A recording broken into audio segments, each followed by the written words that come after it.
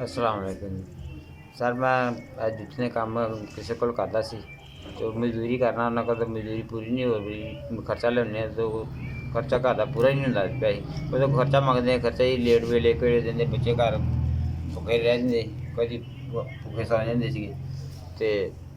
खर्चा घर रोटी वेले वेले पकती। काम अपना शुरू किया तो उन्होंने सौदा सूत्र लिया वास्ते कोई जोड़ा कन्ने सोल सूल लिया ने तो यह सानू चाहिए कि थले सलोशन वगैरह सोल सूल लिया वास्ते एक मशीन चाहिए है। सू ये वास्ते साढ़े को नहीं लेंदी आ रही मशीन वास्ते पैसे कट्ठे किए तो साढ़े को नहीं मतलब मशीन लियांदी जा रही तो खर्चे हो जाते हैं। सर जी मैं किराए ते रहना वा, खर्चा नहीं मेरा पूरा हो रहा तो मैं बिल किराए नहीं पूरे हो रहे। काम करना वा तो मजदूरी करना, मजदूरी दे नाल नहीं कोई मसला पूरा हो रहा।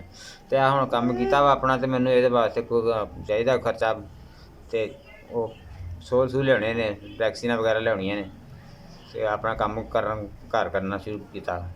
सर जी 7,000 रुपये मकान का किराया दे रहा मैं। 6 बच्चे ने मेरे, बच्चों पालदा पिया मैं तो अपना घर का गुजारा बहुत मुश्किल हो रहा। 4,000 रुपये मैंने भेजा। अल्लाह तंदरुस्ती दे।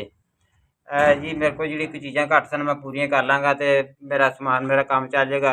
अल्लाह तुहानू तुहाडे बच्चों नूं तंदरुस्ती दे, अल्लाह तुहानू बहुता बहुता दे। जी मैं अपने बच्चों की रोजी रोटी कमा लाँगा। बहुत खुश होया जी। अल्लाह ताला तुहानू तंदरुस्ती दे, अल्लाह ताला तुहानू बहुत ज़्यादा दे।